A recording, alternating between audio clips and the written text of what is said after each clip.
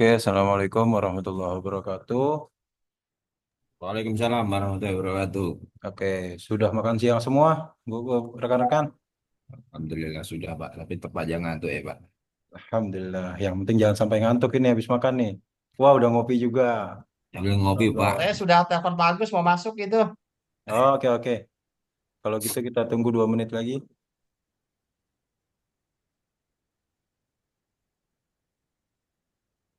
Ini jam rawan ini.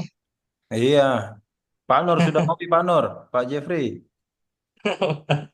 Rawan Wah, banget ini. harus siap kopi ini. Ya nggak Pak Endro? Ya, Pak ngabi Endro Pak, siap kopi itu. ngabi Pak di rumah Pak. Aduh, Kopi yang banyak Pak Endro. ayo Pak Jeffrey. Pak Eri ini ada temennya di kantor ngopi. Iya enak kalau Pak Eri. Ditemen temen banyak banyak orang kalau kalau Pak Eri mah.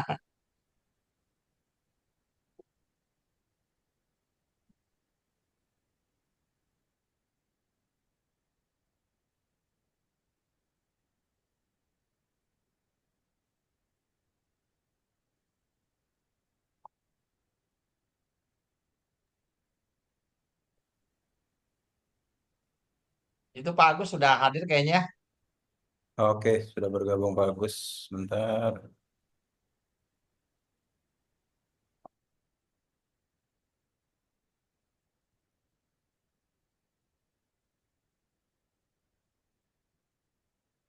Oke, Pak Agus boleh open cam.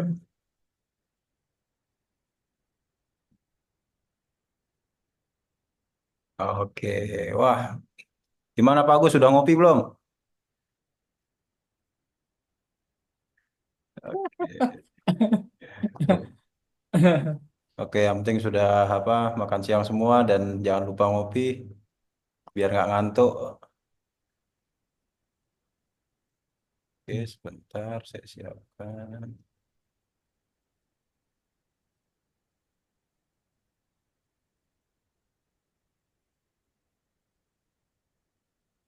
Ini lihat.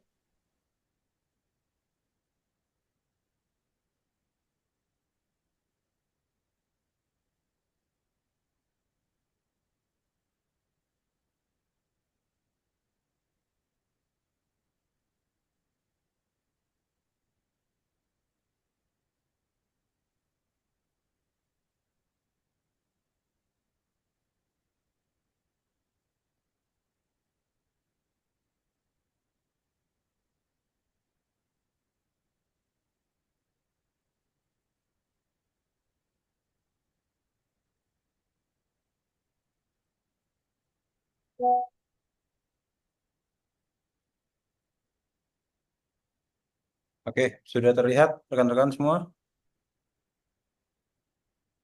Sudah Pak. Oke, Ya, Pak. kita masuk ke unit kompetensi berikutnya yaitu melaksanakan pelatihan tatap muka.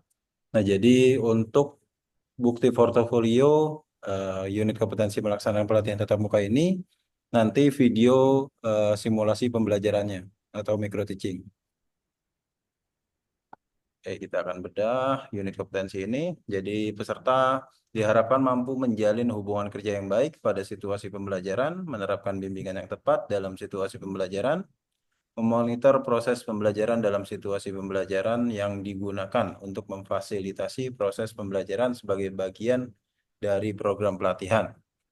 Oke, karena di sini juga rekan-rekan sekalian eh, adalah seorang trainer berpengalaman, hal ini nampaknya cukup mudah untuk rekan-rekan sekalian karena hal ini adalah pekerjaan sehari-hari. Jadi bukan sebuah hal baru untuk rekan-rekan sekalian. Nah, jadi untuk unit kompetensi melaksanakan pelatihan tatap muka ini ada 4 elemen, yaitu menjalin hubungan kerja yang baik pada situasi pembelajaran, mengelola sikap dan perilaku yang sesuai dengan nilai-nilai budaya, lalu menerapkan bimbingan yang tepat dalam situasi pembelajaran, memonitor proses pembelajaran dalam situasi pembelajaran. Nah, jadi untuk elemen pertama, ketika kita akan melaksanakan sebuah pelatihan, kita harus menjalin hubungan kerja yang baik pada situasi pembelajaran. Ini dibuktikan dengan perkenalan diri. Jadi biasanya kan kita pasti di awal kegiatan pelatihan itu kita melakukan perkenalan diri agar terjalin hubungan yang baik antara trainer dan para peserta pelatih. Selanjutnya mengelola sikap dan perilaku. Nah, ini eh, buktinya yaitu rekan-rekan sekalian setelah melakukan perkenalan diri, sampaikan tata tertib dalam periode pelatihan, apa saja yang tidak boleh dilakukan, lalu nilai-nilai budaya di dalam lembaga pelatihan. Jadi selama ada di lingkungan lembaga pelatihan, nah silahkan disampaikan apa-apa saja yang tidak boleh dilanggar. Selanjutnya yaitu menerapkan bimbingan yang tepat dalam situasi pembelajaran. Jadi kita lihat dulu apa materi apa yang akan disampaikan. Nah, di situ pilih metode pembelajaran yang sesuai dengan materi yang akan disampaikan. Lalu memonitor proses pembelajaran dalam situasi pembelajaran. Nah, ini di sini tugas seorang instruktur. Jadi dia harus apa namanya lebih peka terhadap peserta-peserta pelatihan yang mungkin terlihat masih agak bingung atau memang terlihat dia belum memahami. Jadi terus monitor peserta pelatihan agar seluruh peserta setidaknya dapat memahami materi yang disampaikan minimal di 80%. Namun apabila memang ada peserta yang memang lambat sekali dalam pemahaman di dalam memahami materi yang disampaikan, maka nanti mungkin seorang instruktur akan membuat sebuah metode untuk peserta tersebut, mungkin dengan kelas intensif, agar peserta tersebut bisa memahami materi-materi yang ingin dipelajari oleh peserta tersebut. Oke, di dalam melaksanakan pelatihan tatap muka yang apa yang pasti ada 4 hal ini yang harus dikuasai oleh seorang instruktur, yaitu komunikasi yang terbuka dan jelas, menciptakan suasana nyaman dan positif, saling menghargai dan memberikan dukungan dan umpan balik. Jadi di akhir kegiatan berikan umpan balik kepada peserta. Selanjutnya peserta ini eh, akan melakukan apa setelah pelatihan ini? Entah itu sertifikasi dulu, selanjutnya dia bisa melakukan apply ke perusahaan-perusahaan terkait sektor yang apa sektor yang memang dipelajari di saat pelatihan. Nah, ini contohnya ya di LAS. Mungkin itu nanti diberikan umpan balik kepada peserta-peserta yang memang capaian nilainya cukup tinggi dan direkomendasikan untuk apa mengapply mungkin ke perusahaan-perusahaan yang memang membutuhkan.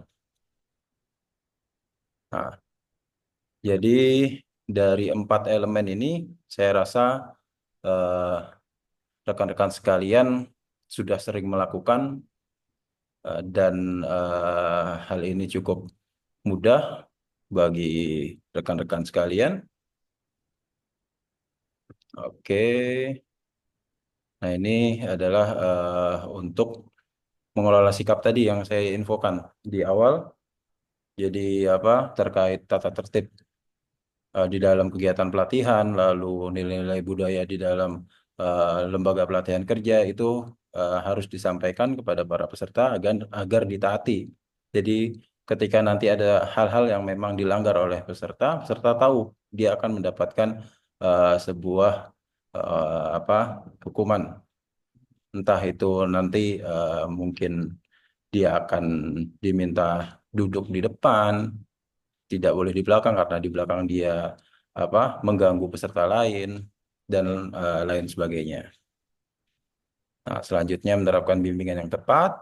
Nah, di sini menyesuaikan dengan tingkat pemahaman peserta, mempertimbangkan situasi pembelajaran, adaptasi dengan tujuan pembelajaran, fleksibel dalam penyampaian materi, dan ketersediaan sumber dayanya.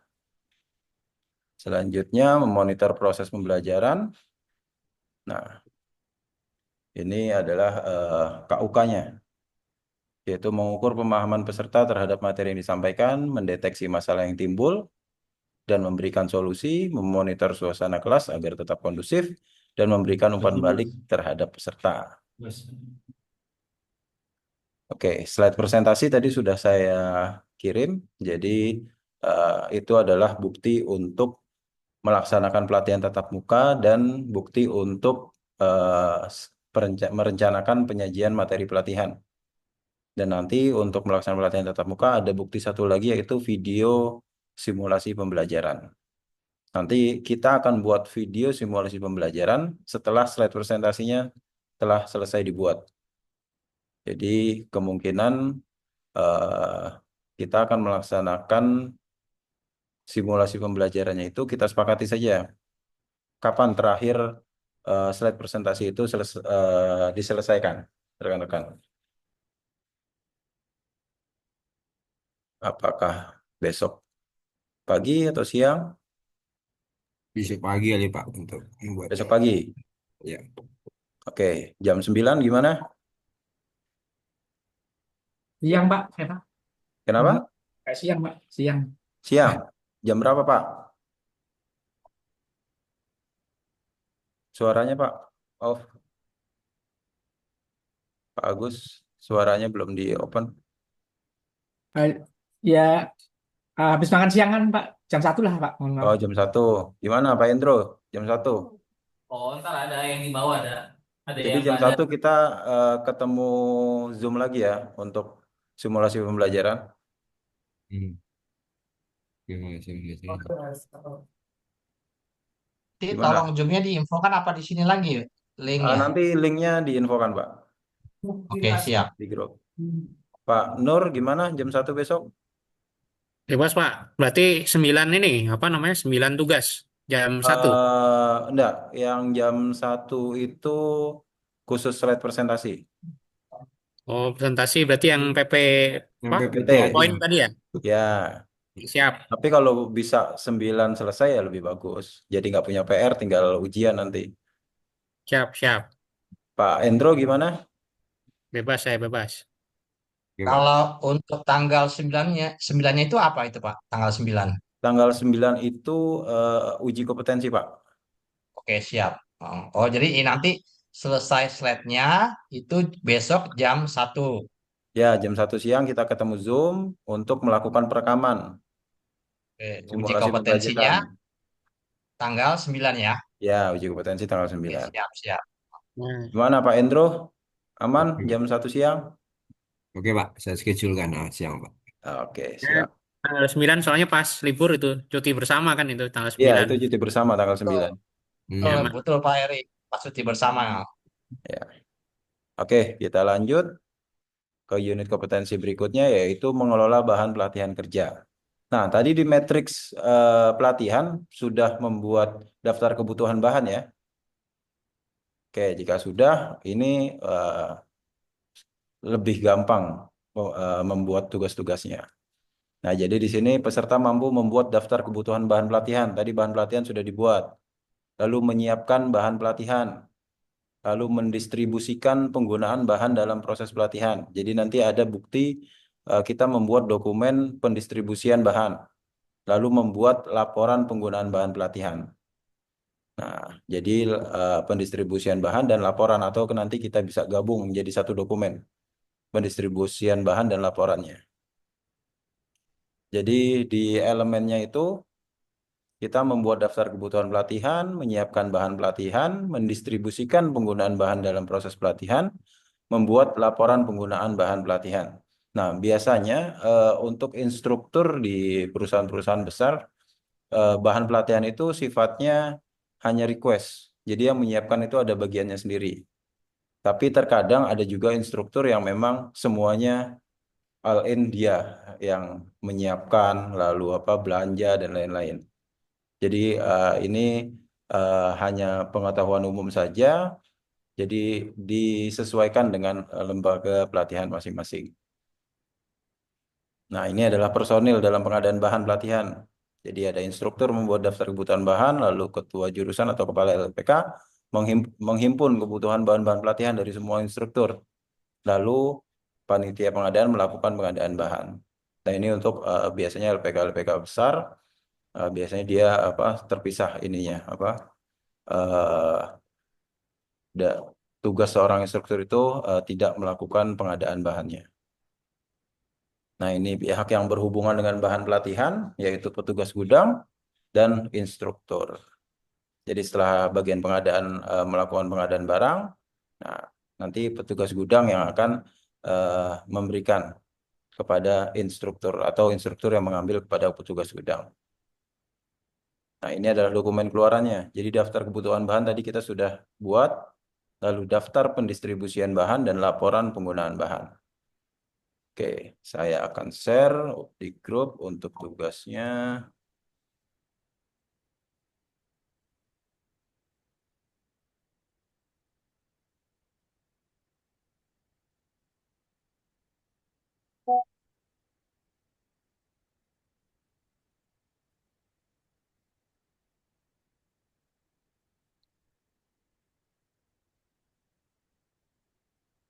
Jadi nanti item-item yang ada pada daftar kebutuhan bahan itu dikopas ke tugas yang yang saya berikan nanti. Nah, ini contohnya. Ini adalah ada formulir pengambilan bahan pelatihan. Nah, ini judul pelatihannya disesuaikan, metodenya apa, lalu tanggal pelatihan. Nah, daftar bahan ini harus sama dengan yang ada di daftar kebutuhan bahan. Dan spesifikasinya pun juga sama. Nah, spesifikasi ini nanti ditulis tidak boleh menyebut merek. Jadi seperti bahan misalkan eh, sabun. Nah, spesifikasinya eh, pencuci pakaian atau sabun cair untuk merendam pakaian. Jadi tidak boleh menyebutkan merek di spesifikasi. Karena spesifikasi ini apalagi nanti alat jika menyebutkan merek itu akan menyulitkan dari pihak pengadaan apabila memang merek tersebut tidak banyak eh, ada di pasar Indonesia.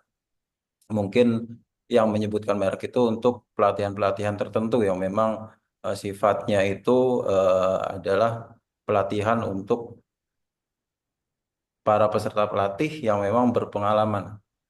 Jadi mereka memang mau Izin, mempelajari, izin tanya, izin ya, tanya Patri, silakan. terkait bahan pelatihan. Ini kan kita sifatnya hanya ceramah. Apakah termasuk kayak butuh tulis, sama manual, booknya atau begini? Bagaimana? Oke. Jadi kan sifatnya kita ini kan daring ya. Berarti bahannya itu tadi spesifikasinya soft file. Software aja. Iya, ditulis soft file. Jadi misalkan ada apa tentang peraturan pemerintah nomor sekian.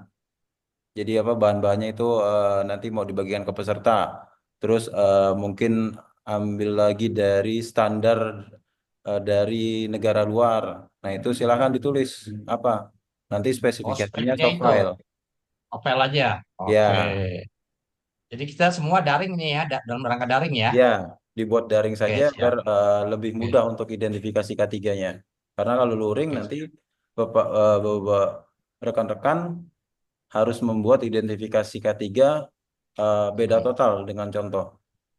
Tapi Ya, nggak apa-apa kalau memang ingin tantangan, silakan dibuat luring. boleh yang cari yang gampang aja lah. Ya, Ya, oke. siap. Nah, ini satuannya silahkan ditulis, terus volumenya disesuaikan dengan jumlah peserta, lalu tanggal diganti. Nah, petugas penerima ini berarti si trainer atau nama rekan-rekan sekalian. Lalu di bawah ada laporan penggunaan bahan. Nama bahan diterima tanggal kondisi, oke, lanjut didistribusikan jumlah satu kondisinya baik. Nah, di sini silahkan di tulis nama masing-masing, lalu tanda tangan, tanggalnya tanggal hari ini. Nah, di sini yang menerima itu adalah apa? Sebentar, saya harus rubah sedikit di sini berarti tanda terima kondisi Upload, upload. bocor.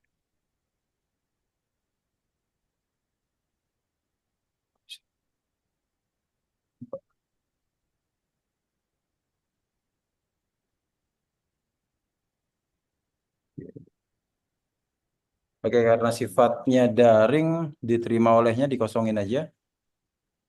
Tapi nanti ketika ada yang mengambil luring, di sini diterima olehnya berarti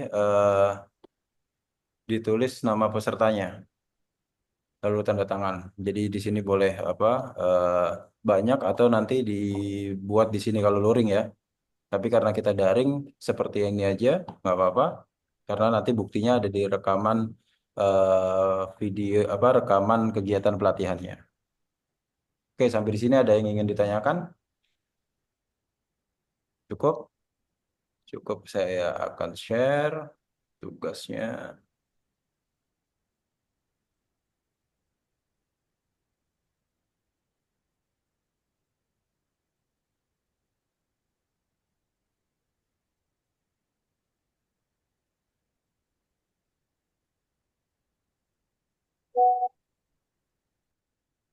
Oke, oke sudah saya share tugasnya. Kita lanjut lagi ke unit kompetensi berikutnya. Izin Pak, izin. Ya, silakan. Kalau misalkan tadi kan Pak Jeffrey bilang daring ya. Kalau Ya, kita boleh nggak istilahnya kita kayak apa simulasi ya. Jadi mm-mm. nanti tugasnya kita buat luring gitu karena kan kalau di las itu lebih lebih enak luring kan kayaknya. Iya Dan memang kalau di las saya rasa lebih enak luring. Cuma nanti berarti identifikasi ketiganya disesuaikan, Pak. oh siap siap. Ya, oke. Oke oke. Oke. Jadi kalau memang ini dibuat blended berarti ya pelatihannya, luring dan daring. Oh bisa bisa. Ya, Siap. nah ini Pak Nur apa eh, menerima tantangan saya membuat luring. Oke. Selanjutnya mengelola peralatan pelatihan kerja ini hampir sama dengan mengelola bahan. Jadi bedanya tadi kalau bahan itu apa habis pakai, kalau alat berarti ini sifatnya bisa digunakan berkali-kali. Nah, gimana kalau apa pelatihannya itu daring? Apa alat yang digunakan? Ya, alat yang digunakan berarti laptop, lalu apa modem jika memang tidak ada jaringan internet. Kita asumsikan tidak ada jaringan, kita masukkan modem apa modem internet untuk peralatannya. Lalu nanti di bahan berarti ada apa kuota internet. Ya, nah, lanjut untuk alat secara daring, ya sepertinya itu aja. Jadi eh, laptop, mouse dan laptop dan kelengkapannya ya, laptop dan charger. Nah, nanti spesifikasinya silahkan ditulis di situ prosesornya apa, RAM-nya berapa, disesuaikan dengan aplikasi yang digunakan. Oke, kita akan bahas mengelola peralatan pelatihan kerja. Nah, di sini peserta diharapkan mampu membuat daftar peralatan. Ini tadi sudah dibuat ketika pembuatan matriks, lalu menyiapkan peralatan pelatihan, mendistribusikan penggunaan peralatan pelatihan, lalu memelihara peralatan pelatihan yang digunakan untuk mengelola peralatan pelatihan. Jadi nanti ada laporan pemeliharaan.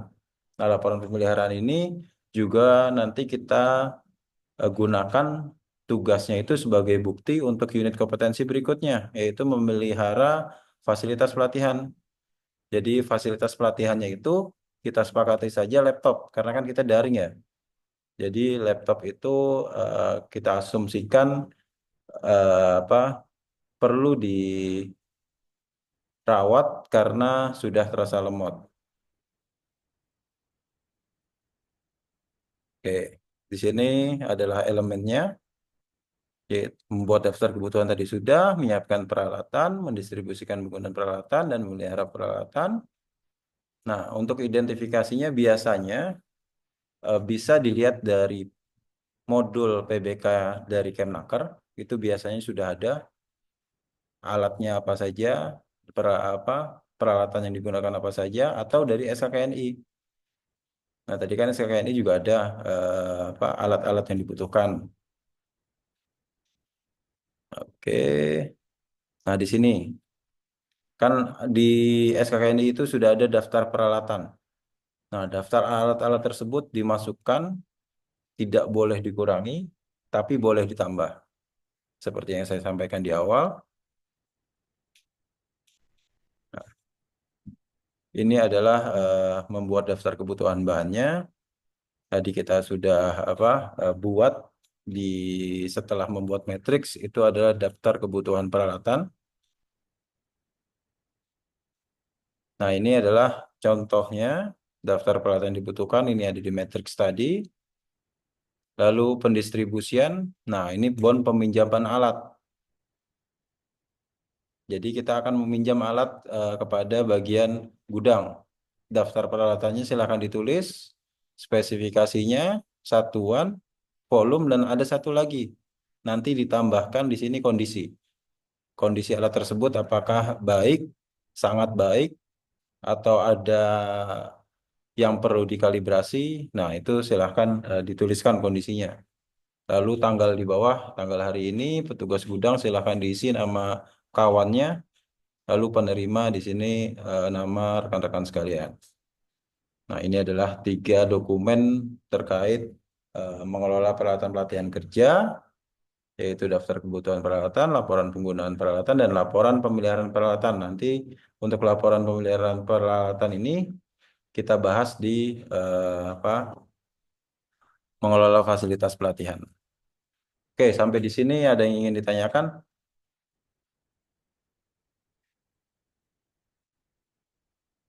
Gampang ya, Pak?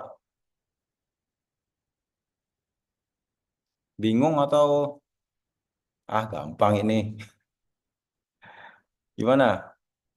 Pak Agus, Pak Jeffrey? Lanjut, lanjut. Tahu Lanjut. Siap. Nah, contohnya nanti Pak. selanjutnya memelihara peralatan pelatihan. Nah, ini contoh dokumen laporan pemeliharaan peralatan.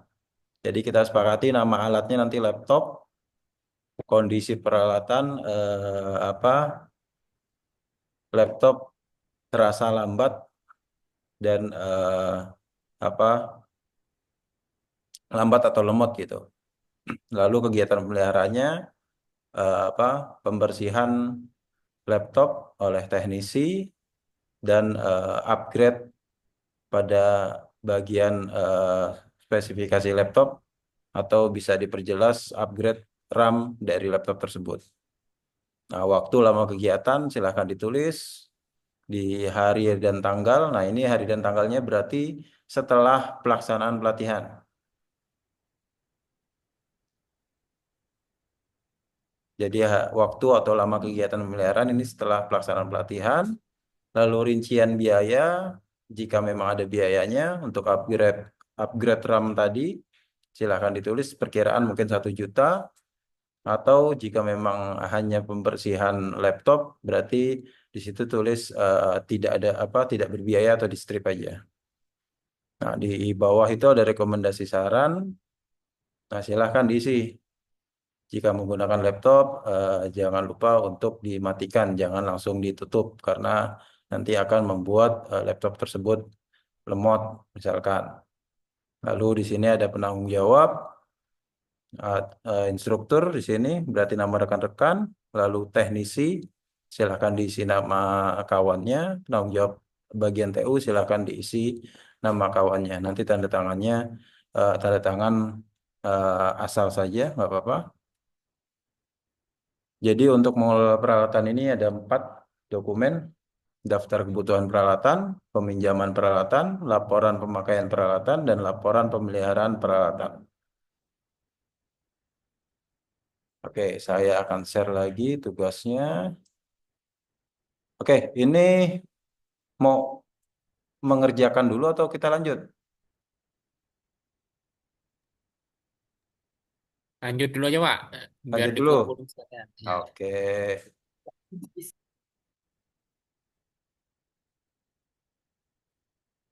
saya kirim lagi untuk tugas berikutnya. Oke, selanjutnya memelihara fasilitas pelatihan kerja. Nah, di sini peserta diharapkan mampu memelihara fasilitas pelatihan kerja agar selalu dalam keadaan baik dan siap untuk digunakan secara berdaya guna dan berhasil guna dalam mencapai tujuan pelatihan. Nah, jadi kan tujuan pemeliharaan ya jelas agar alat atau fasilitas tersebut dalam kondisi prima dan siap siap digunakan.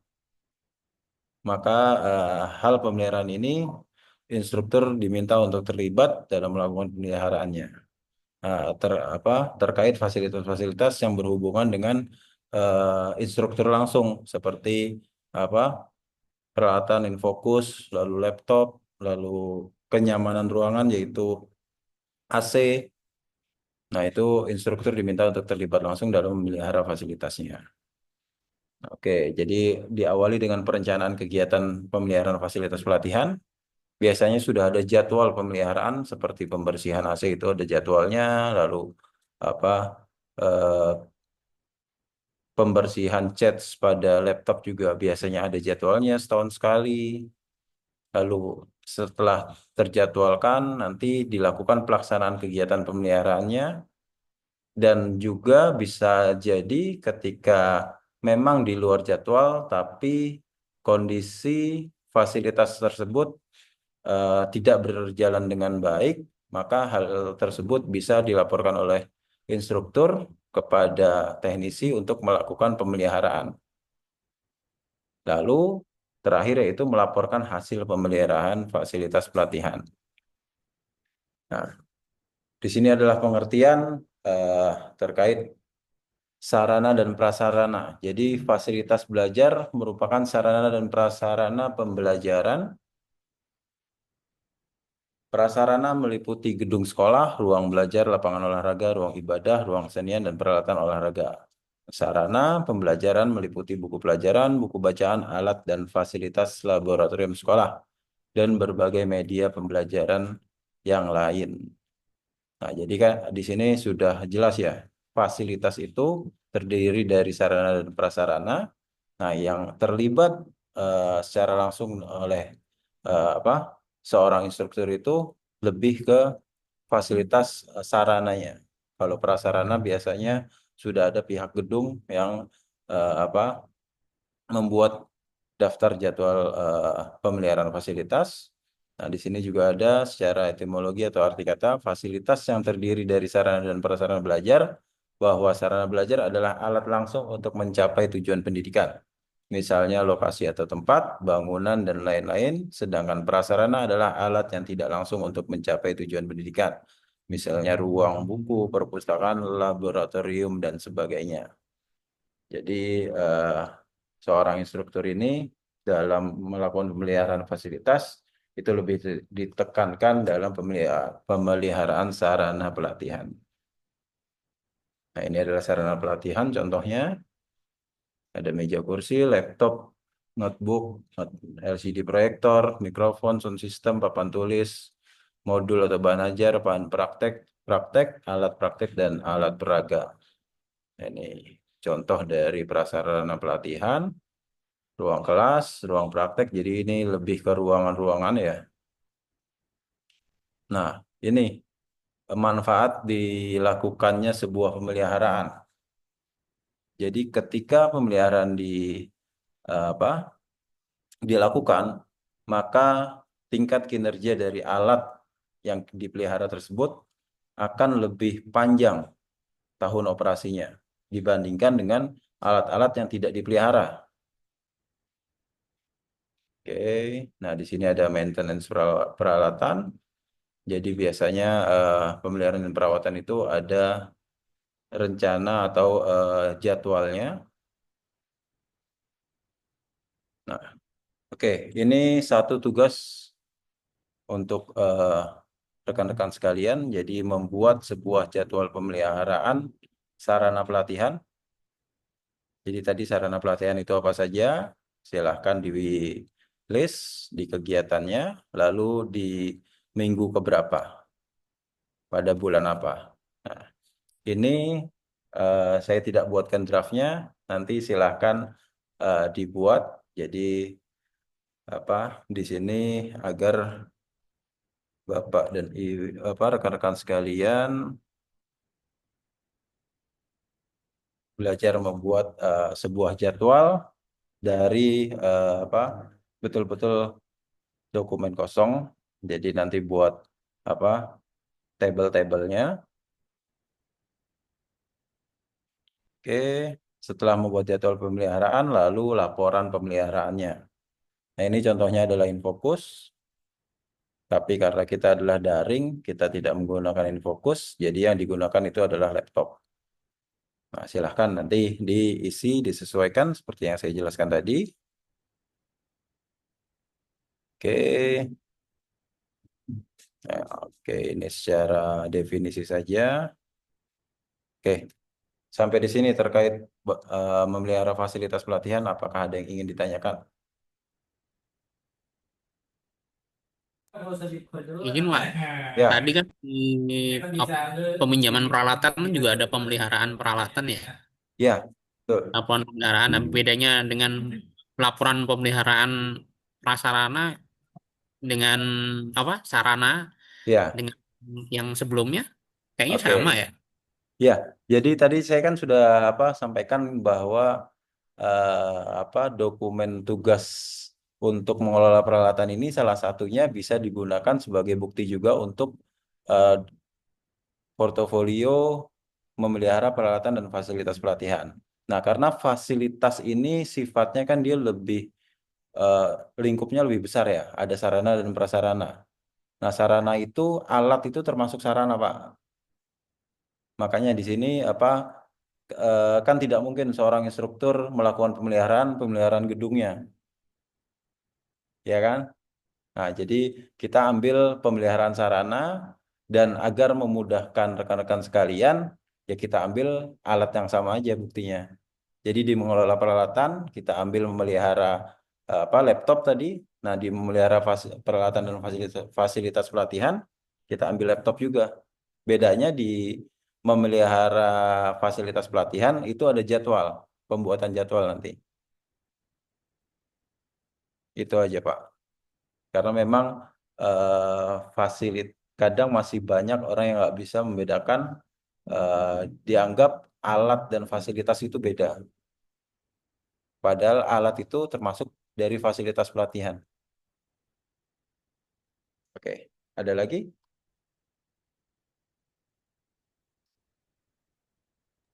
Kalau menurut izin, Jelas? kalau Ya, nanya terkait dengan perbaikan dan pemeliharaan itu bagaimana, Pak?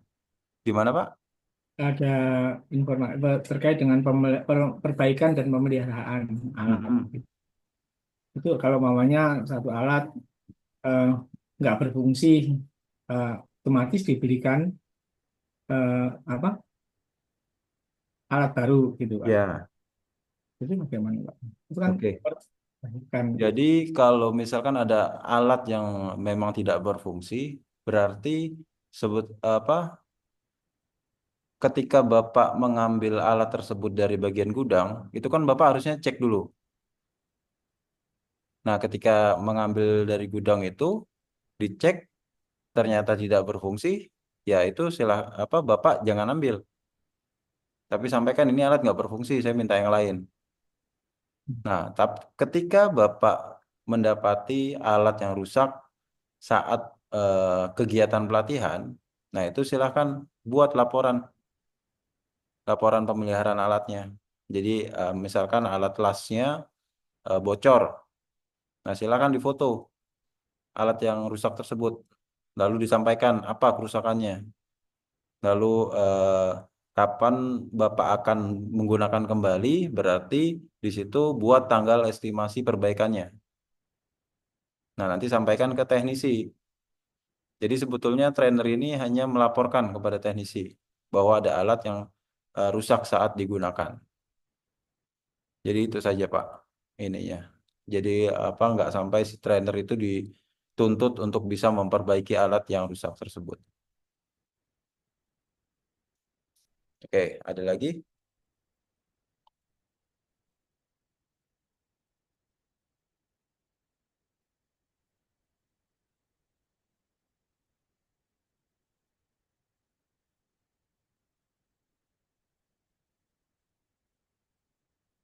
Sudah? Lanjut? Lanjut rekan-rekan? Atau kita break sambil melihat tugas yang sudah saya kirim ke grup. Pak. Gimana? Mohon izin apa sekali lagi Pak, mohon izin. Kalau Oke. apa diagram alirnya pekerjaan itu ada nggak sih Pak yang kita kerjakan? Gimana? Diagram alirnya untuk masing-masing pekerjaan yang akan ditugaskan. Ada nggak Pak? Oh, pekerjaan seorang instruktur. Ya, kasarannya dari awal tadi sampai sekarang Oh, di ada Pak. Tadi kan di awal saya buat diagram ya Pak. Sebetulnya Bapak lihat di apa urutan unit kompetensi itu adalah alur prosesnya Pak. oh, Ntar saya buka unit kompetensinya.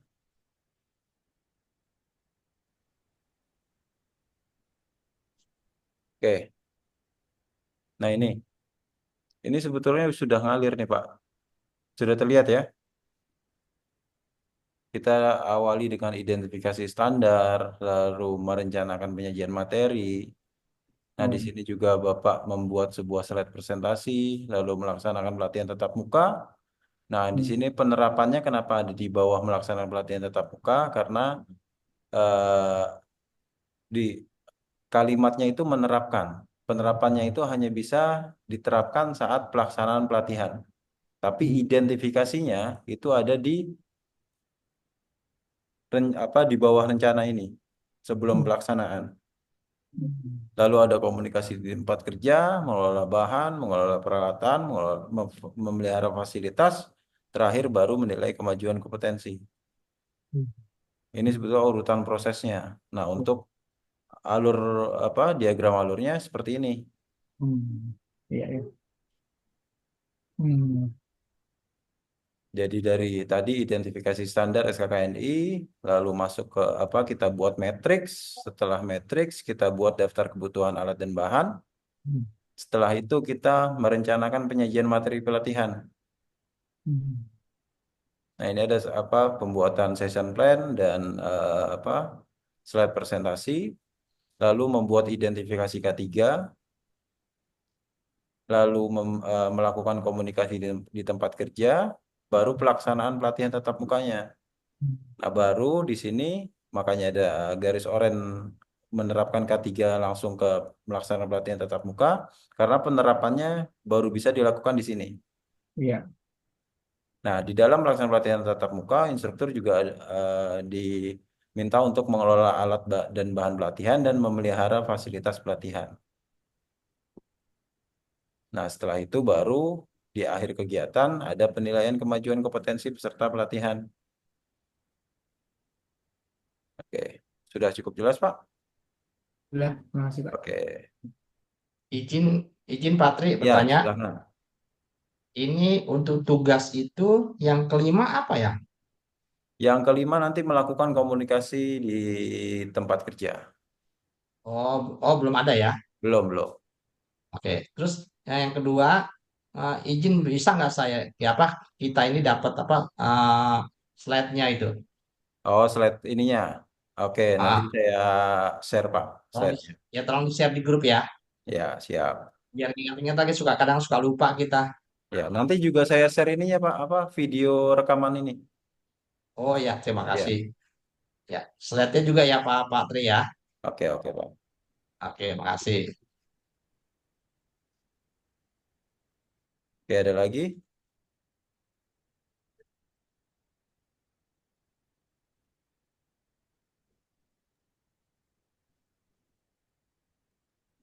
Cukup sepertinya Pak.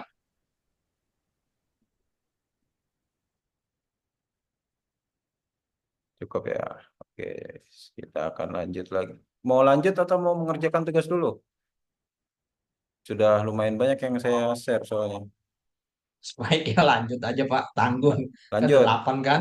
Iya. Oke. Tinggal berapa lagi Pak tugas? Tinggal 2 lagi ya? Berarti dua lagi. Sudah satu, dua, Oke. tiga, empat, lima, sama sembilan belum. Ya tinggal 5 sama 9 kan? Ya, Oke.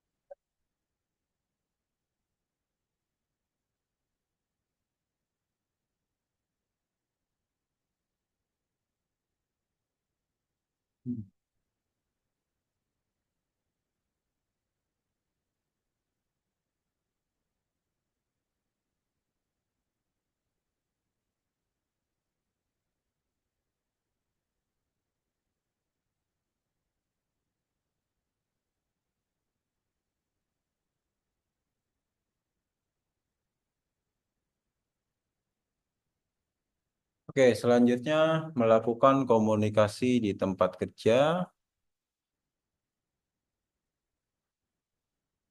Oke, kita lihat. Oke, di sini di dalam unit kompetensi melakukan komunikasi di tempat kerja diharapkan peserta mampu menyiapkan ide atau gagasan. Jadi bagaimana rekan-rekan sekalian menyiapkan ide atau gagasan di dalam sebuah diskusi kelompok atau di sebuah rapat internal terkait evaluasi pelatihan atau terkait perencanaan pelaksanaan pelatihan.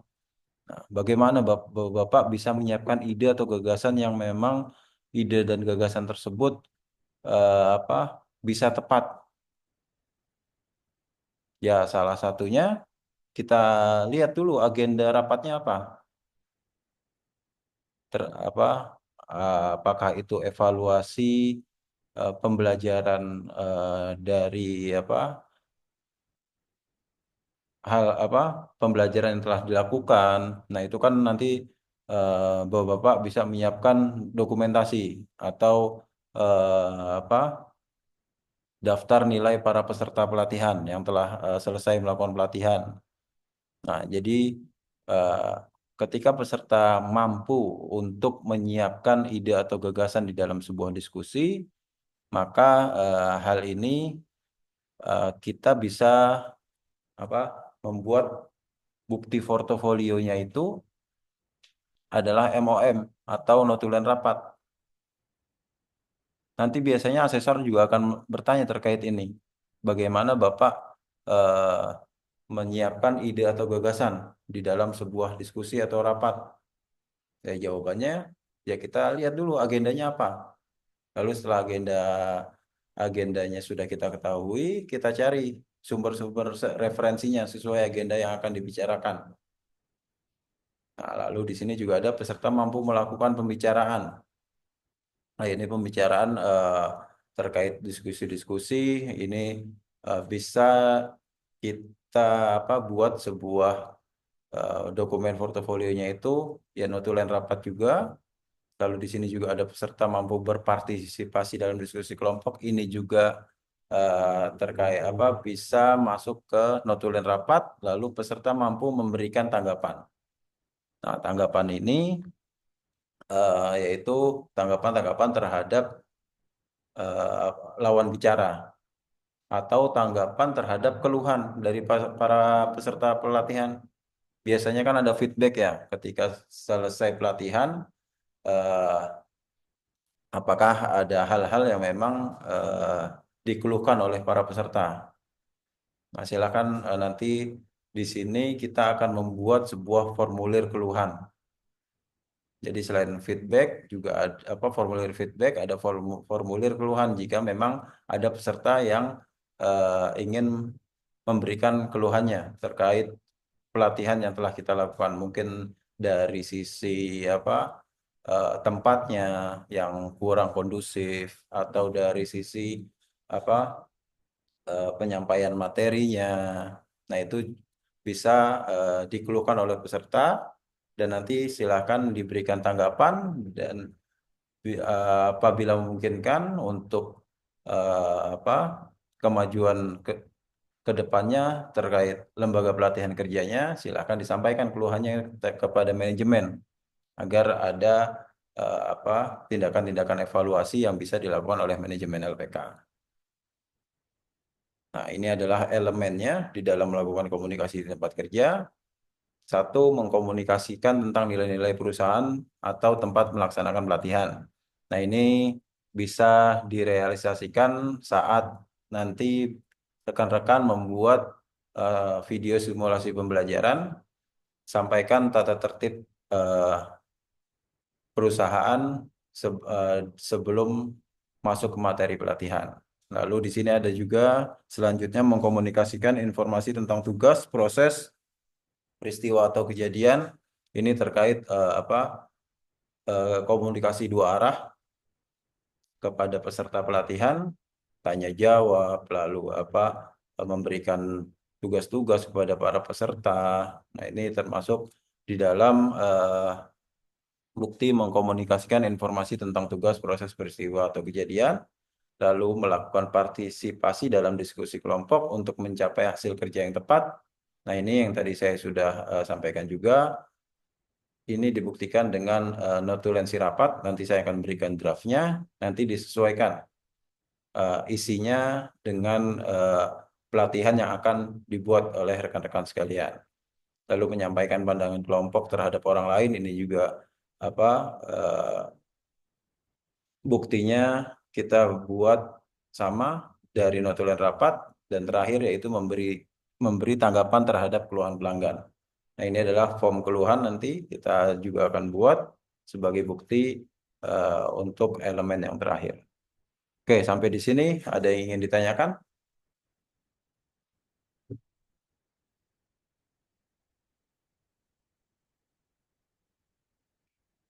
Atau lanjut? Untuk monitoring. Lanjut atau Kalau mohon izin, kalau berkaitan dengan monitoring itu yang mana ya, Pak? untuk monitoring itu ada di evaluasi Pak, nanti di akhir kegiatan. Di akhir kegiatan dan monitoring saat melaksanakan kegiatan pembelajaran. Nah, kalau monitoring itu kan di saat melaksanakan pelatihan kegiatan pembelajaran, mungkin secara nanti ketika kita membuat video simulasi itu agak susah ya disimulasikan, tapi nanti kita buat di evaluasi pembelajaran Pak, monitoringnya. Ya, masuk. Oke, ada lagi?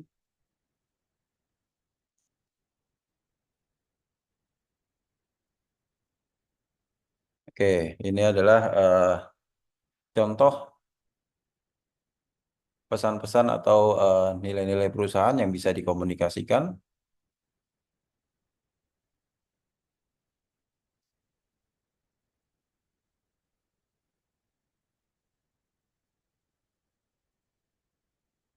Oke.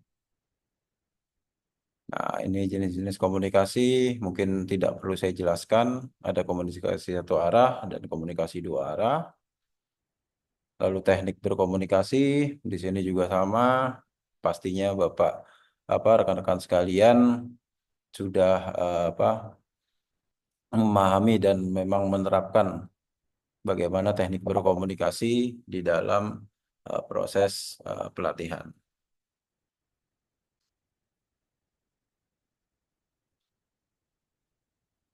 Oke, saya kirim lagi.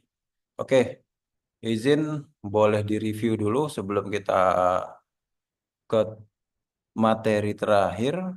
Jadi saya akan kirim formulir keluhan. Lalu uh,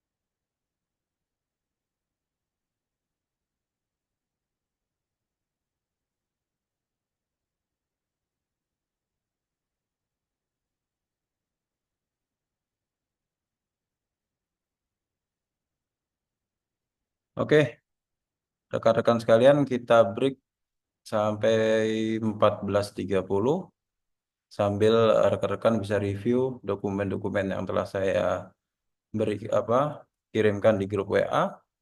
Nanti jika ada yang bingung silahkan ditanyakan. Oke, kita ketemu lagi di jam 14.30. Oke, siap. Oke. Oke, Bang. Saya bagi.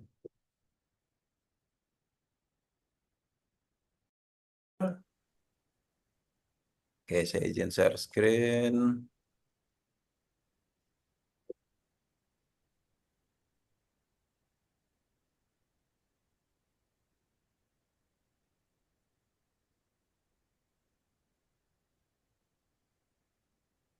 Oke, unit kompetensi yang terakhir yaitu menilai kemajuan kompetensi peserta pelatihan secara individu.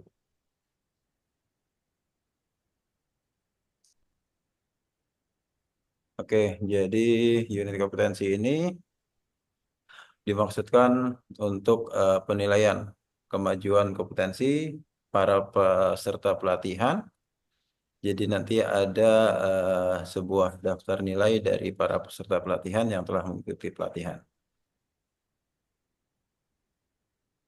Oke, di sini rekan-rekan sekalian diharapkan mampu mencatat dan menghimpun data kemajuan belajar peserta pelatihan, membuat keputusan penilaian dan umpan balik yang digunakan menilai kemajuan kompetensi peserta pelatihan secara individu. Nah, oke. Dalam melakukan penilaian kompetensi peserta itu kita ada dua jenis bukti, yaitu bukti L dan T. L ini maksudnya adalah bukti langsung dan T itu bukti tambahan. Nah, bukti langsung itu biasanya kita untuk menilai aspek kompetensi, keterampilan, dan sikap kerja. Lalu untuk bukti tambahan biasanya itu untuk menilai pengetahuannya. Karena bukti tambahan itu contohnya yaitu pertanyaan tertulis atau pilihan ganda. Nah, biasanya kan pertanyaan tertulis atau pilihan ganda itu sifatnya menggali pengetahuan dari para peserta pelatihan. Nah, untuk jenis bukti langsung itu biasanya yaitu praktek kerja atau demonstrasi atau melakukan sebuah studi kasus. Nah, ini kita bisa melihat dari bukti langsung untuk aspek kompetensi keterampilan dan sikap kerja. Nah, di dalam sebuah kompetensi, seseorang dikatakan kompeten itu sudah memenuhi seluruh dimensi kompetensi. Nah, dimensi kompetensi itu ada 5, TS, TMS, JRES, CMS, dan TRS. Oke, rekan-rekan sudah pernah ada yang mendengar istilah ini? Ini ya asesor ya, Eh, transfer skill, ya, transfer management asesor, skill, job role, betul. gitu ya. Contingency management skill dan transfer skill. Apakah Pak Nur sebagai asesor juga? Ya, Pak. Oke. Nah, sebetulnya dimensi kompetensi ini eh, bisa juga apa digunakan untuk kegiatan pelatihan karena ini adalah terkait dimensi-dimensi di mana para peserta pelatihan itu memenuhi seluruh dimensi. Jadi dimensi task skill itu yaitu seorang apa peserta pelatihan dapat melakukan tugas yang diberikan oleh trainer. Mungkin oke. Ini langsung saja kita ke pemahamannya. Jadi task skill itu melaksanakan tugas individu. Jadi ketika seorang eh, peserta pelatihan diberikan tugas oleh trainer hanya satu tugas, lalu dia dapat melaksanakan tugas tersebut, maka peserta tersebut telah memenuhi dimensi kompetensi task skill. Nah, untuk task management skill ini mengelola sejumlah tugas. Jadi ketika trainer memberikan beberapa tugas kepada para peserta dan peserta dapat menyelesaikan tugas-tugas yang diberikan lebih dari satu tugas dengan manajemen waktu dan eh, penyelesaian yang tepat waktu itu dapat dikatakan peserta telah memenuhi dimensi kompetensi text management skill. Lalu contingency management skill ini biasanya kita gali dengan sebuah pertanyaan. Karena contingency management skill ini yaitu kemampuan merespon seseorang terhadap sebuah masalah yang terjadi dari pekerjaan-pekerjaan yang biasa dilakukan. Jadi misalkan nggak mungkin kan ketika pelatihan apa peserta diminta untuk mengelas lalu kita sengaja bocorkan gasnya. Mau jadi apa kita mau agar peserta bisa memenuhi CMS. Lalu ketika praktek kita bocorkan gasnya, gimana apa si peserta tersebut dapat eh, mengendalikan masalah yang terjadi. Itu kan nggak mungkin. Jadi biasanya contingency management skill ini digali melalui apa pertanyaan tertulis atau pertanyaan lisan dan selanjutnya yaitu job role atau environment job role environment skill atau JRES yaitu kemampuan peserta dalam melakukan tugas sesuai dengan arahan dari instruktur atau sesuai dengan SOP.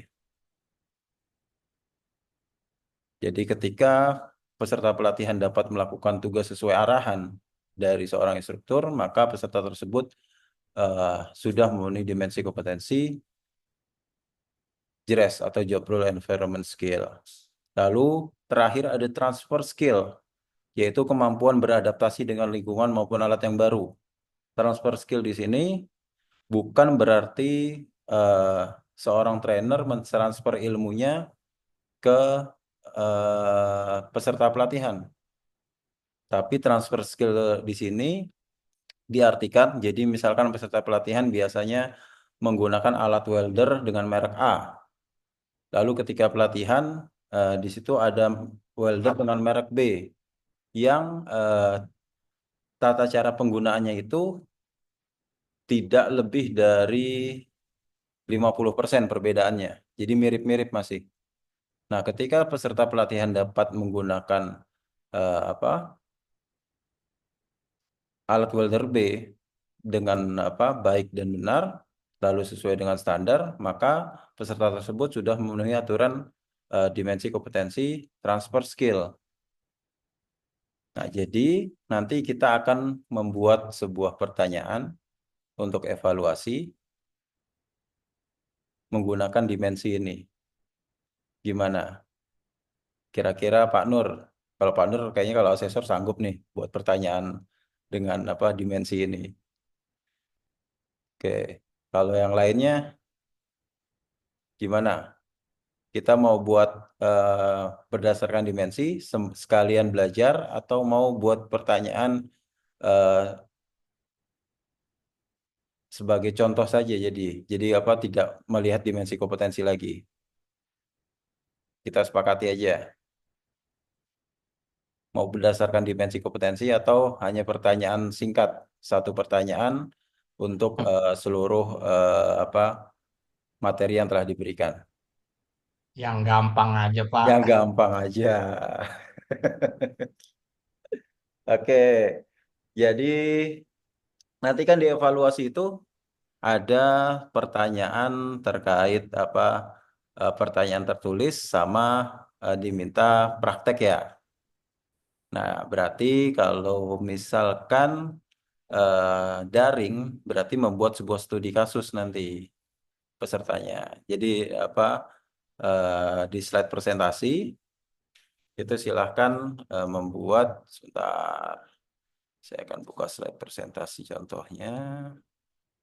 Jadi ada di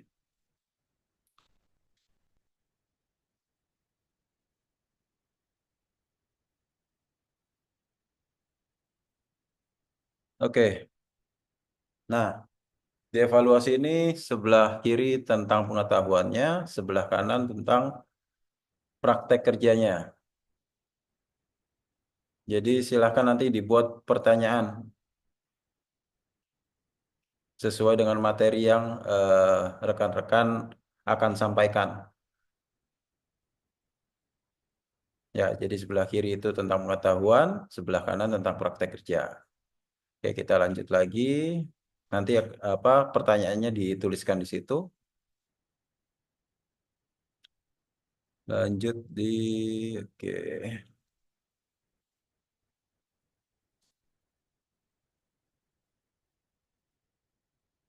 Oke, lanjut. Nah, ini adalah apa? Elemen-elemen pada unit kompetensi menilai kemajuan kompetensi peserta pelatihan secara individu, yaitu menyusun rencana penilaian, menghimpun dan menyusun data kemajuan, lalu membuat keputusan penilaian dan memberikan umpan balik.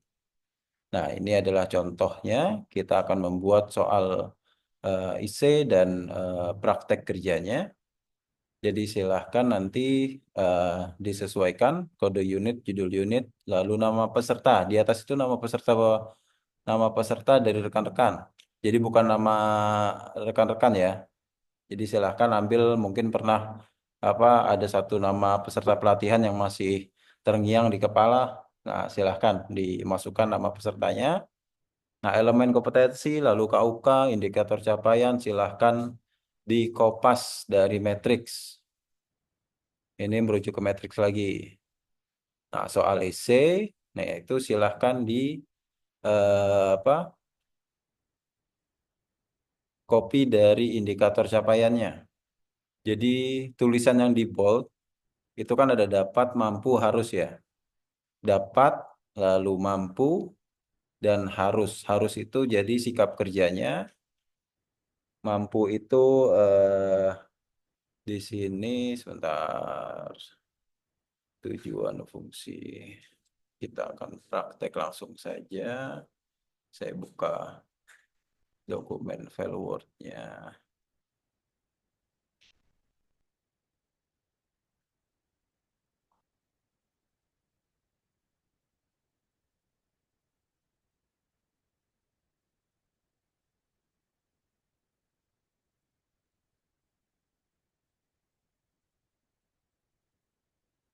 Oke, sudah terlihat?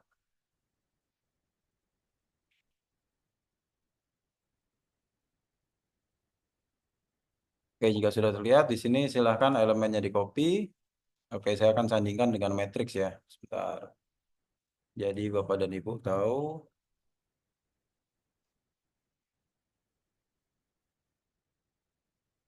Oke, terlalu kecil nggak di sana? Terbaca? Kecil ya Pak. Jadi, Kecil. iya. Sudah? Yang kanan sudah terbaca yang kanan. Oke. Yang sebelah kiri ada tolong diperbesar. Oke, sebentar.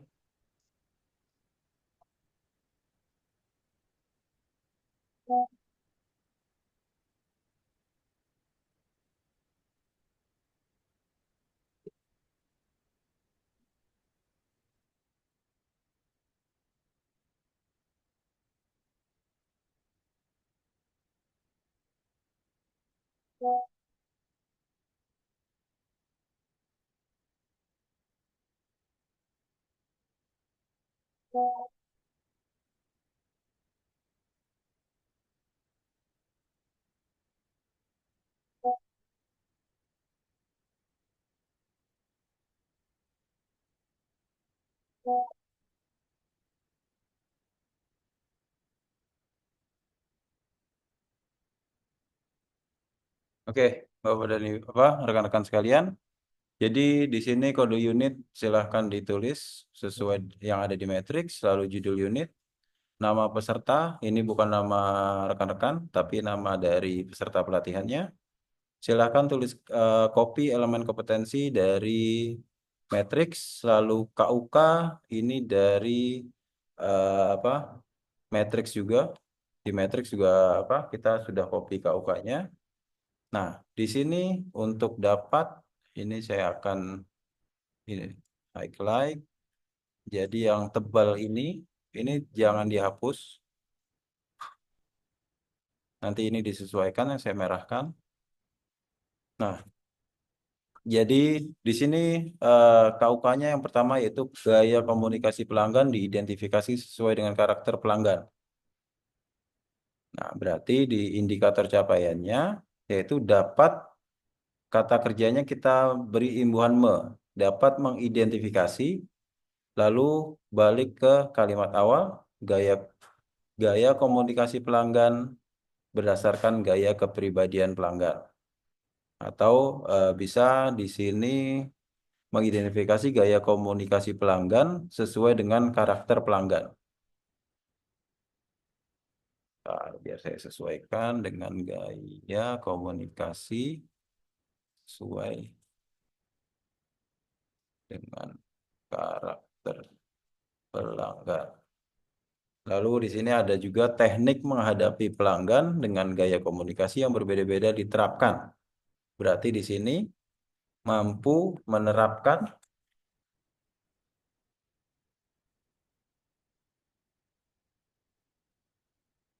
teknik sebentar, teknik menghadapi pelanggan dengan gaya komunikasi yang berbeda-beda diterapkan. Mampu menerapkan gaya komunikasi yang berbeda-beda sesuai dengan kebutuhan pelanggan. Oke, ini sudah sesuai. Nah, di sini harus itu kita ambil dari sikap kerja. Sikap kerja di SKKNI. Jadi yang saya bold ini jangan dihapus. Yang diganti itu yang tulisan merah. Tapi untuk indikator capaian ini hanya merubah kata kalimat kerjanya. Nah, baru kita buat soalnya. Nah, menjelaskan cara ini jangan dihapus.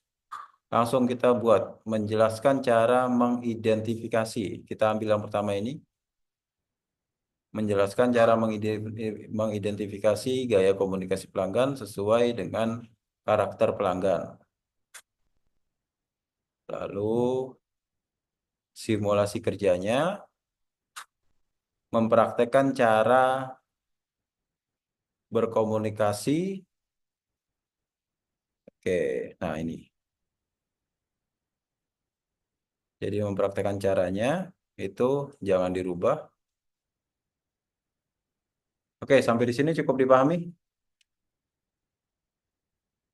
Ya, cukup ya. Kita lanjut. Di bawahnya jangan lupa tanggalnya dirubah.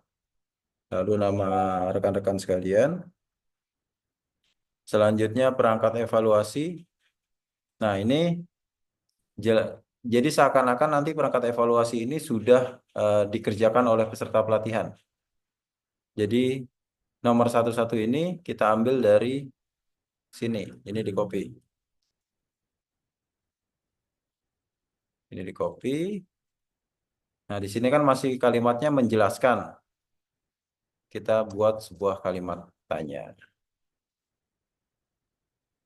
Oke, lalu jawabannya silahkan diisi oleh rekan-rekan sekalian dari pertanyaan yang telah dibuat.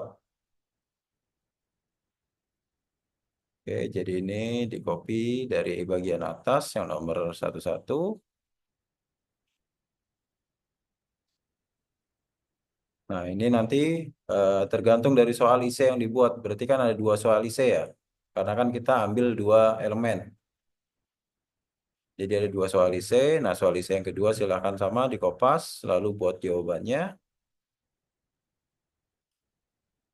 Nah, di sini jangan lupa diisi penilaiannya. K itu kompeten, BK itu belum kompeten. Penilaian kinerja memuaskan. Oke, umpan baliknya ditulis. Lalu di sini tanda tangan peserta pelatihannya, lalu tanda tangan pelatih atau instrukturnya. Oke, setelah ini baru selanjutnya membuat soal praktik simulasi kerja. Nah, ini juga sama.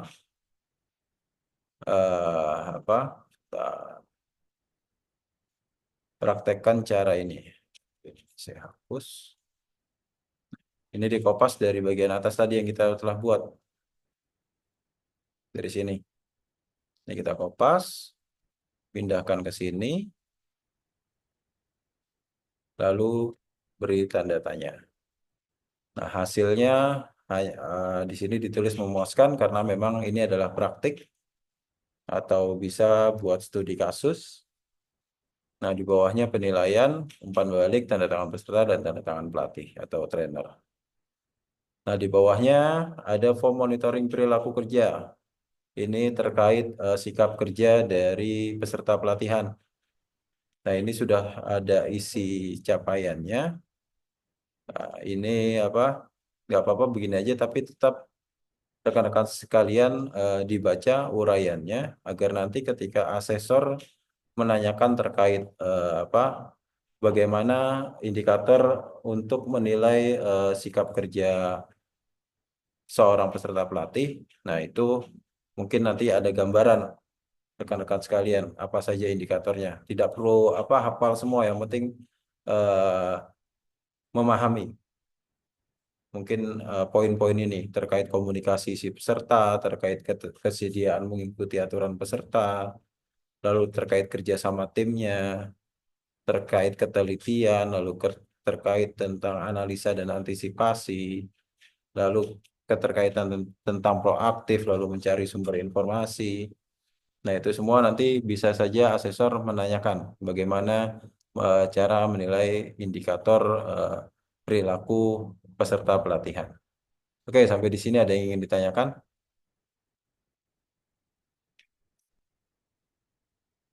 Cukup jelas atau bingung? Cukup ya? Bingung, Pak. Cukup bingung. Cukup bingung. Ya, Yang bingung apa, Pak? ya itu tadi Pak, mohon maaf kadang-kadang peserta pelatihan itu belum tentu selesai dalam mengikuti kegiatan pelatihan. Udah keluar. Ya. Gitu. Jadi kita menilainya bagaimana kadang-kadang gitu. Nah, kalau misalkan apa peserta kan di sebuah program pelatihan itu kan sudah ditetapkan Pak JP-nya, Pak. Jadi JP setelah apa untuk program pelatihan tersebut berapa jam misalkan 8 JP. Nah, si trainer itu harus menyelesaikan materinya selama 8 JP. Nah, terkait peserta pelatihan dapat menyerap atau tidak materi yang disampaikan oleh trainer, nah itu kan nanti terlihat dari evaluasinya. Kalau memang evaluasinya nilainya kurang, nah kita berikan umpan balik. Sebaiknya Bapak bisa ikut pelatihan lagi. Karena di sini saya lihat Bapak belum memahami secara apa materi-materi yang telah saya sampaikan. Atau Bapak boleh ikut nanti kelas intensif saya agar Bapak bisa lebih dalam lagi untuk unit kompetensi ini. Makanya di situ ada umpan balik setelah evaluasi. Jadi si peserta tahu harus apa. Kalau memang nilai evaluasinya kurang bagus, maka direkomendasikan untuk mengikuti pelatihan ulang atau direkomendasikan untuk ikut kelas intensif. Jadi seperti itu, Pak. Jadi untuk peserta pelatihan yang tidak menyelesaikan apa JP pelatihan itu berarti dia sudah melanggar tata tertib pelatihan. Ya, karena kan harusnya di awal sudah disampaikan bahwa peserta harus hadir sampai dengan selesai kegiatan pelatihan. Tidak diperkenankan untuk keluar dari kelas, kecuali memang hal-hal yang sifatnya urgensi. Oke, oke, ada lagi? Juga. Izin apa? Izin tanya. Oke. Ini saya kan ada apa namanya melakukan sosialisasi prioritas Hmm. di mana elemennya sama KUK-nya yang kita tanyakan boleh dengan slide nggak keluar dari itu? Apa harus berkaitan Sesuai nggak? Apa harus berkaitan dengan KUK? ya harus terkait dengan apa materi yang disampaikan, Pak. Nggak boleh Gitu. di luar Nah, ya kan materi. nggak sosialisasi itu kan prioritas kan luas kan? Kita tentang Ya, prioritas, ada slide, pakai slide. Nah, sementara kalau buat pertanyaan, apakah kita mengikut eh, elemen dan KUK-nya mm-mm. atau sesuai slide yang kita berikan? Oke. Jadi untuk membuat pertanyaan ini, base-nya untuk sekarang ini kita lihat dari KUK-nya, Pak. Karena kan unit kompetensi atau SKKNI ini kan memang dibuat oleh para tenaga ahli ya. Nah, jadi kita pertanyakan terkait apa sesuai dengan KUK yang ada, tapi bahasanya bisa diperbagus lagi nanti. Kan kadang-kadang di KUK itu terlalu baku ya. Nah, itu yang bisa Bapak modifikasi nanti bahasanya. Yang penting tidak keluar konteks dari elemen yang sedang dibahas. Ya, soalnya gini, ini Patri.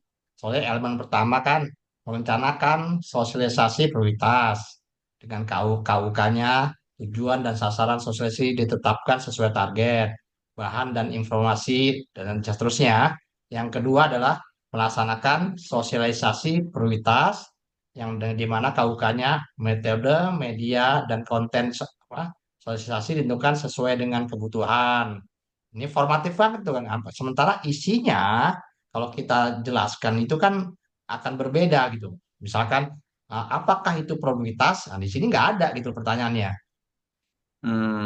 Nah, Oke, contoh oke. gitu ya, contoh itu. Di sini kan isinya cuman metode, media dan konten sosialisasi dipilih untuk mendapatkan persetujuan pimpinan organisasi. Yang poin Ya, dua tiganya sosialisasi apa disampaikan dengan efisien dan efektif. Nah, itu loh maksudnya. ya. Mungkin bisa kita apa buat jelaskan apa saja metode yang ada di dalam apa melakukan apa tadi sosialisasi apa gitu. Sosialisasi prioritas. Oh. Ya, jadi konteksnya bukan menanyakan secara definisi dari satu apa satu hal ya. Tadi kan Bapak contoh pertanyaannya itu jelaskan definisi apa itu ya tadi ya. Ya, misalkan soal contohnya definisi produktivitas gitu loh. Ya, nah itu kan masih sifatnya hanya pengetahuan aja yang tergali nanti. Tapi kalau misalkan apa jelaskan metodenya, nah itu kan masih menyinggung ke elemen. Jadi paling tidak Oke, masih ini loh apa masih ada kaitannya dengan elemen kompetensi yang ya. dibawakan. Nah, oke, saya mau tanya lagi. Ini kan saya ajukan kan dari tiga elemen kan dua elemen kan, ya. Hmm. Kalau merencanakan atau kita ambil satu elemen yang melaksanakan sosialisasi prioritas boleh kan? Melaksanakan. Oke, boleh aja sih Pak.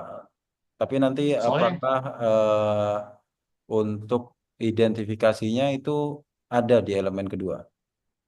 soalnya yang pertama ya, ini elemen pertama merencanakan sosialisasi prioritas. Mm-mm. Ya. Yang kedua melaksanakan sosialisasi Sosialisasi, prioritas. ya. Yang ketiga, mengendalikan sosialisasi prioritas. Nah, ini bisa Oke. isinya setelah itu ya laporan-laporan segala macam. Nah, saya Mm-mm. ambil elemen satu dan elemen dua.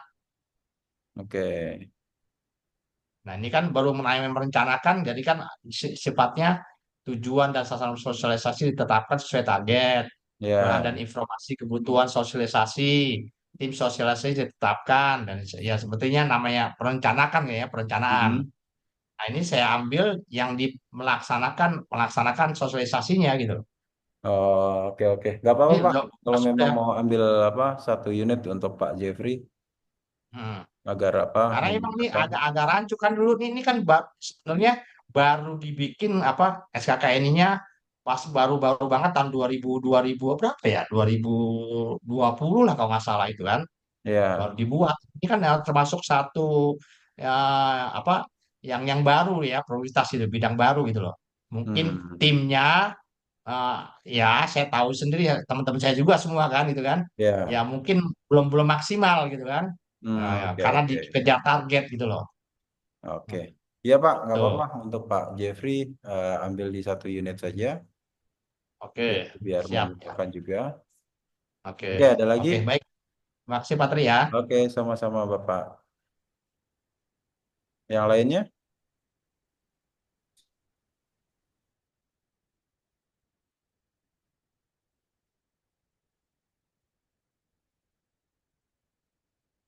Yang lain ada yang ingin ditanyakan?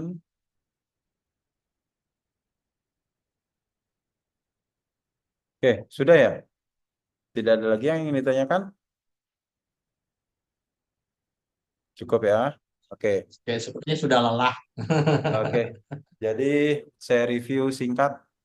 Jadi seorang instruktur itu harus menguasai dua bidang, yaitu bidang metodologi yang standarnya itu merujuk pada SKKNI nomor 333 tahun 2020 yang telah kita bahas selama sehari ini, dan satu lagi terkait bidang keahliannya, yaitu ada yang keahliannya las, ada yang keahliannya di bidang produktivitas. Jadi dua keahlian, yaitu keahlian metodologi dan satu lagi keahlian di bidangnya sesuai profesi, dan itu harus dikuasai, dibaca standarnya sebelum nanti mengikuti kegiatan apa sertifikasi.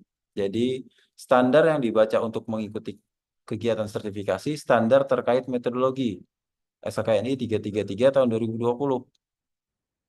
Nah, slide saya tadi itu adalah hasil dari apa yang saya ambil dari SKKNI. Jadi elemen dan KUK itu semua sudah saya masukkan ke slide. Jadi hanya tampilannya saja kalau Bapak melihat SKKNI-nya akan sama. Dari elemen, lalu pengetahuannya, lalu keterampilan yang dibutuhkan, sikap kerja yang dibutuhkan. Nah, lanjut untuk SKKNI sesuai keahlian yaitu las dan produktivitas itu hanya digunakan untuk membuat materi pelatihannya. Jadi dari membuat matriks, dari membuat session plan, lalu membuat identifikasi K3, lalu membuat slide presentasi, itu semua dari SKKNI bidang keahlian masing-masing. Tapi metodologi pelatihannya itu ada di SKKNI nomor 333 tahun 2020. Nanti akan saya share juga di grup SKKNI-nya. Nanti silahkan boleh dibaca-baca setelah tugasnya selesai. Untuk tiap unit kompetensinya, untuk instruktur junior itu ada 9 unit kompetensi. Dan itu nanti juga bisa diakses untuk urutan unit kompetensinya di websitenya LSP.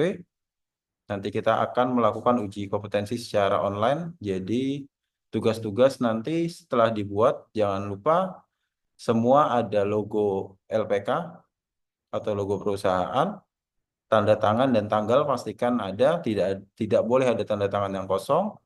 Lalu semua file dijadikan PDF. Karena nanti akan dimasukkan ke sistemnya LSP untuk asesmen jarak jauh.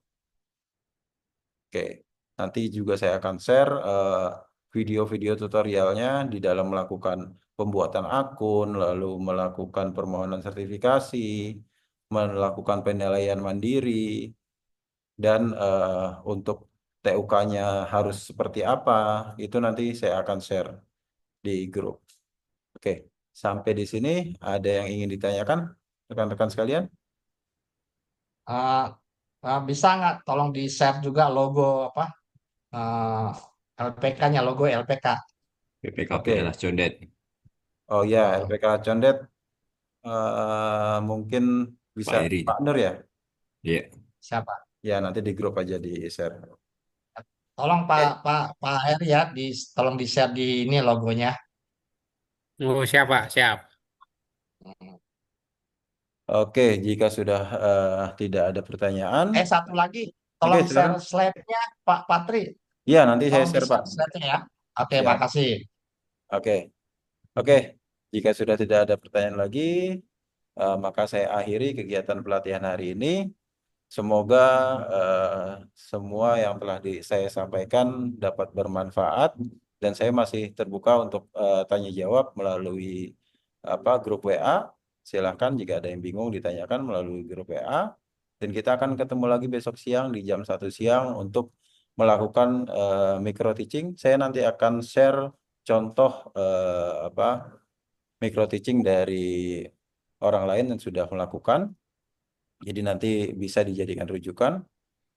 Dan apabila ada salah kata atau sikap, saya memohon maaf karena di sini nampaknya saya paling muda dan di sini saya hanya sharing, tidak berniat untuk menggurui, malah saya yang harus belajar banyak dari rekan-rekan sekalian.